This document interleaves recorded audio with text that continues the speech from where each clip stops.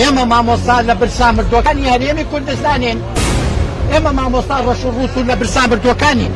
700,000 لە ماڵەکە ماماوە دەڕۆشتر مردنی خۆم ڕاگەیەنم نەخۆشی دڵمەیە دڵ مانگی 52,000 دینارە دەمە حەد پارە نییە بیکڕم